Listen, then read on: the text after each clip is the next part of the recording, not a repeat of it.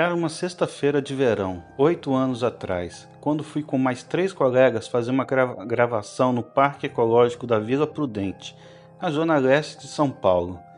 Na época, eu estava fazendo um pós-graduação em cinema e queria pegar prática em filmagem, então sempre propunha tomadas externas para os trabalhos do curso.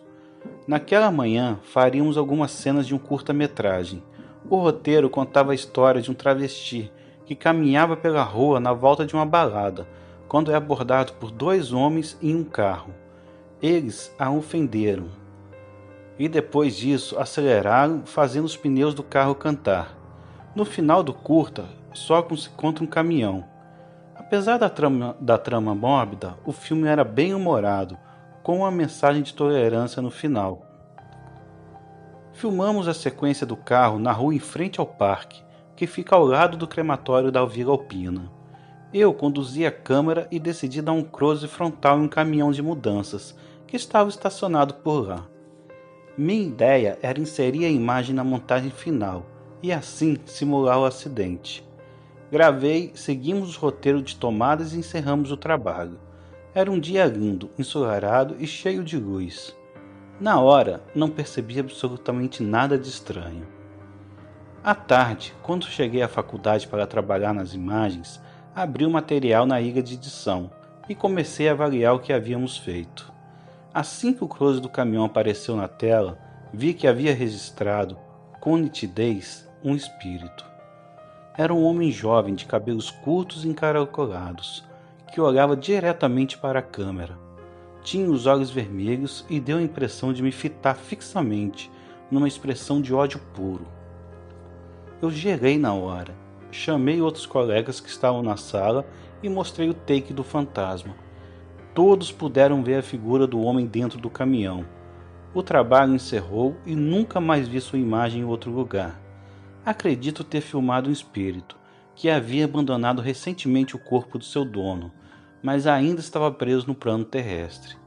Deveria haver muitos assim ali perto, pela proximidade do crematório. Sem poder sair, encheu-se de raiva e por isso me olhava daquele jeito.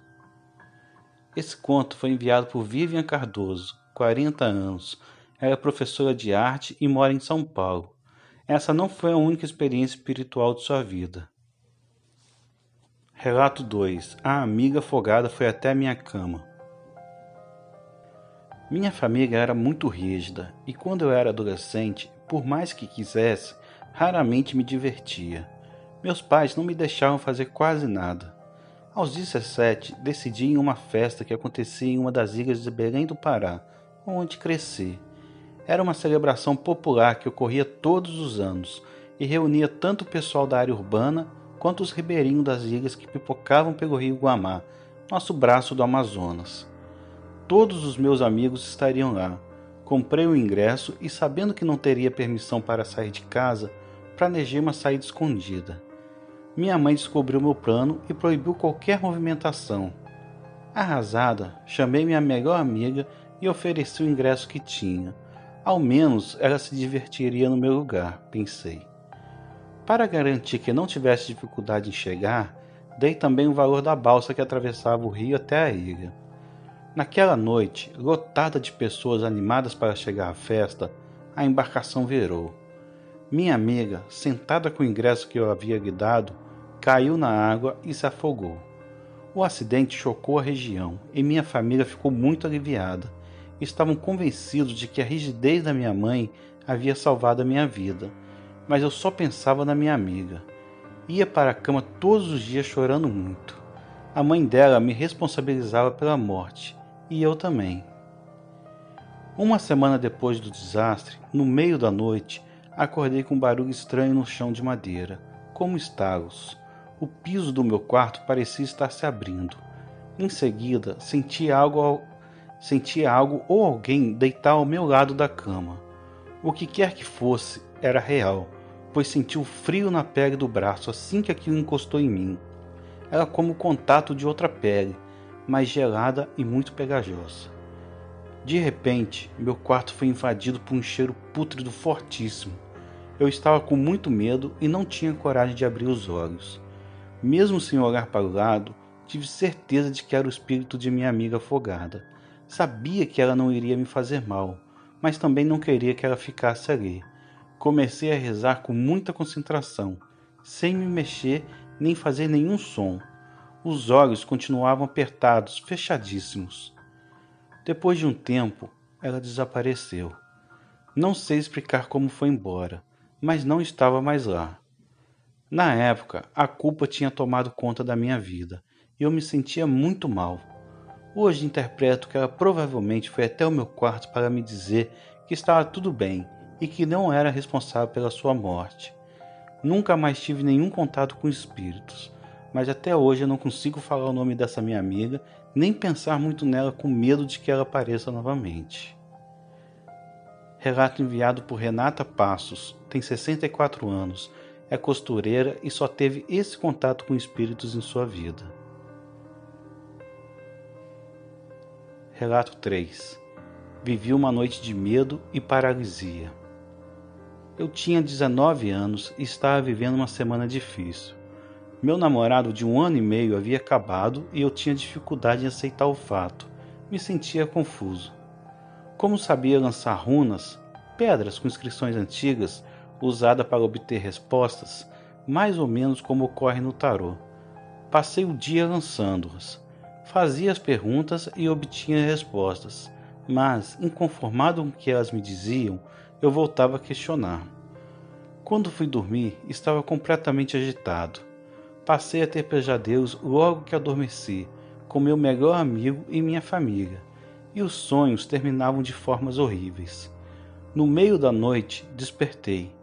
Me sentia mal, e quando tentei me mexer, vi que não conseguia mover os músculos do meu corpo. Olhei para a porta do meu quarto e vi uma figura. Um homem talvez, muito alto e encapuzado. Eu não podia ver seu rosto nem distinguir detalhes de sua roupa, mas sentia claramente que estava me encarando. Fiquei com muito medo e, para piorar, seguia sem poder me mexer. Devo ter adormecido de novo e voltei a sonhar. Mas isso só durou um tempo, até que acordei e mais uma vez constatei que estava paralisado. Agora, porém, a figura que estava sentada na minha cama. Tentei me levantar usando toda a força do meu corpo, mas senti uma energia pesada a me segurar. Continuei fazendo força e mentalizando o movimento de sair da cama, para longe daquele ser. Senti apenas uma energia muito ruim. De repente, senti uma dor intensa, como um cãibra extremamente forte. Então meu corpo pulou da cama e caiu sobre a mesinha do computador, a 1,5 metros de distância. Depois dessa noite, fiz pesquisas para entender o que havia ocorrido. Descobri pela internet que existem lendas sobre pessoas que são seguradas por um fantasma. Também aprendi que no xamanismo existe um termo chamado peia espiritual, usado para definir o fato de um humano ter uma bronca com algum deus. Eu acredito ter uma conexão espiritual com Odin, para que as runas são uma invocação direta. Minha teoria para essa noite é que o espiritual negativo começou quando eu falei em lidar com as minhas aflições. Eu levei uma bronca. Relato de Bruno Passos, tem 26 anos, é fotógrafo e adepto do xamanismo. Ele acredita que, nesse dia, foi punido por não levar as forças espirituais a sério. Relato 4. Segurei na mão de uma menina fantasma. Moro com uma amiga e nossos 2 gatos. Há alguns meses, recebemos a visita de outra amiga do nosso grupo, que ficou hospedada em nossa casa. Nessa noite, invertemos o arranjo habitual. A visita ficou no quarto da minha colega de apartamento e ela veio dormir no meu, em um colchão que colocamos no chão. Como de costume, deixei a porta do quarto entreaberta para que os gatos pudessem circular. Eles gostavam de perambular pelos cômodos à noite e às vezes até brincam enquanto a gente dorme. Por isso, não achei estranho quando no meio da madrugada senti algo pesar sobre meus pés. Imaginei que fosse um dos bichinhos e segui dormindo despreocupada. Mas de repente, minha amiga chamou meu nome. Ela estava deitada no colchão e com uma voz sonolenta disse que havia uma garotinha na minha cama, chorando muito alto. Pediu que eu parasse de fazer a criança chorar, porque isso estava atrapalhando o sono dela. Naquele momento, abri os olhos e mirei na direção dos meus pés. Realmente havia uma menina de uns 7 anos de idade sentada ali. Ela era branca, tinha os cabelos pretos e chorava muito. Entendi que eu estava no meio de um sonho. Ainda sonhando, levantei da cama, peguei a garota pela mão e a fui levando em direção à porta da sala. Pedia que ela parasse de chorar e que fosse embora da minha casa. Não estava nem um pouco assustada, pois tinha plena certeza de estar dormindo, entregue ao roteiro do meu inconsciente. Mas, chegando à sala, me deparei com um espelho enorme que temos no ambiente e vi o meu reflexo. Foi aí que percebi que estava acordada. Do meu lado, a menina continuava chorando e segurando minha mão, mas o reflexo dela não aparecia no espelho. Eu gritei alto, soltei o braço dela e saí correndo para o quarto. Lá, tentei me convencer de que, apesar da nitidez e da sensação de consciência plena, tudo havia sido um sonho. Mas estava desperta demais para acreditar. Era real. Chamei minha amiga e contei o que havia ocorrido. Ela acordou meio sem vontade e tentou me acalmar. Quando perguntei se também havia visto a criança no pé da minha cama, ela me disse que sim. Não tivemos coragem de ir até a sala para ver se ela continuava chorando lá. Minha amiga voltou a dormir, mas eu estava em frangalhos. Saímos do quarto só quando o dia clareou, e naquela hora não vimos nenhuma criança em nossa casa. A pior parte, para mim, é saber que minha amiga também viu a garotinha fantasma. Isso me deixa sem espaço para duvidar dos meus olhos. Lá em casa, sou a única a dar importância para o episódio de hoje. Mas não posso evitar. Segurar naquela mãozinha me deu muito medo e ainda me dá. Relato enviado por Flávia dos Santos, tem 22 anos, é estudante. Ela não viu mais a criança em casa, mas ainda tem medo de que ela volte.